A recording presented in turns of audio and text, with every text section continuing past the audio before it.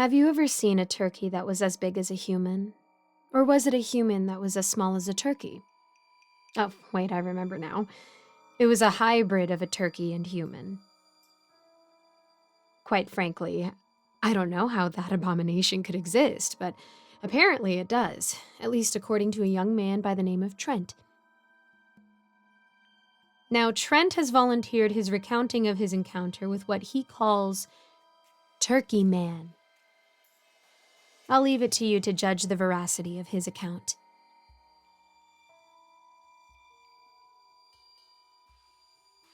Trent recalled that night to me with some trepidation.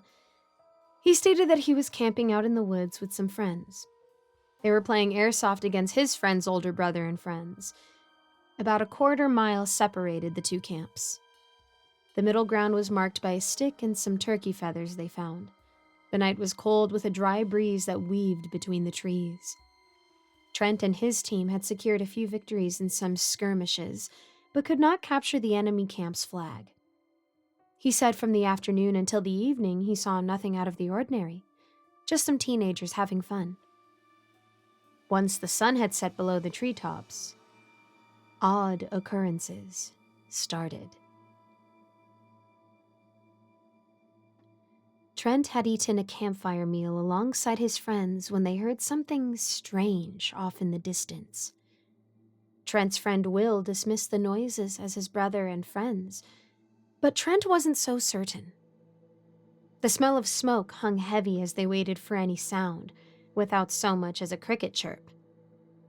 According to Trent, the noise had come from a different direction of the other campsite.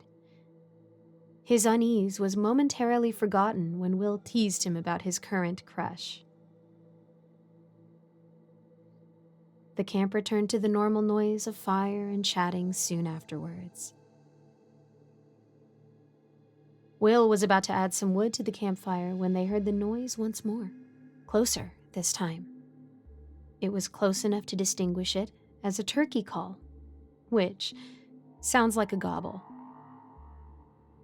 Will and Trent remarked that the turkey must have been what they had heard earlier. Isaiah wasn't so sure. He didn't hunt, so he thought it sounded a little off. The other two shrugged and went back to cracking jokes. This did little to assuage Isaiah of his worry, but he reluctantly joined them. Sometime later, once the chill had started to sink into each boy, Will said it was time for action, a midnight raid on the enemy camp. This got Trent excited while Isaiah was more wary. Isaiah was sent to scout along the trail that connected the two camps. Trent headed to follow the dried creek bed that led near the camp to surprise the enemies with a flank. However, before they could make for their assigned missions, a loud crash came from next to their camp. They jolted in surprise at the sudden sound that shattered the silence. What followed was a loud gobbling from where the crash occurred. The boys froze, their breath caught in anticipation. The gobbling echoed again, louder, closer. Wait, did I just hear gobble gobble? Trent asked in confusion. Must have had too much root beer, Will snorted. As Trent was about to snap back, they heard something running, the rustling of feathers accompanied by dry leaves being crunched and twigs snapped underfoot. What was that? Isaiah stammered. After it, Will shouted. I think it's Lance or one of his friends. They stole the flag. Trent ran after the noise and slipped down the bank of the creek. He crouched on one knee to steady his airsoft gun. He flicked on the flashlight affixed to the barrel and scanned the creek bed. Their flag lay about 20 feet from where they had planted it. It is them, mumbled Trent. He resumed his search, looking for the perpetrator of the failed theft. His flashlight beam came over something curled to the side of the creek bank. Trent strained his eyes to try and get a better look despite the dimming light from his flashlight. Is that a turkey? He wondered aloud. At that moment, the creature unfurled from its curled position. It stood upon two thin legs. It had a pot belly that was speckled with feathers and dark splotches. The short, oddly angled arms clung to the side of its feathered chest. A wattle hung low from its spindly neck. Trent was despondent at this point of his retelling and required several breaks to recount it fully. Its head froze Trent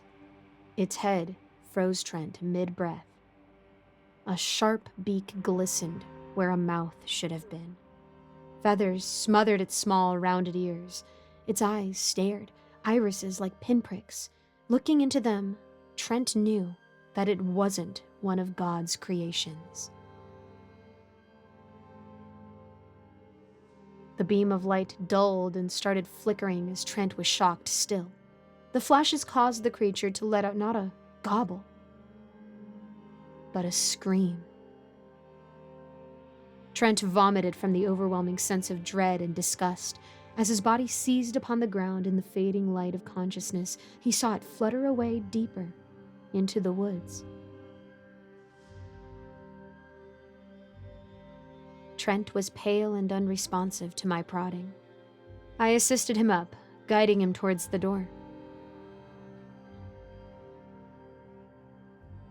He'd said all he could, so I allowed him to leave. I do hope the medicine dulls his memory of that night.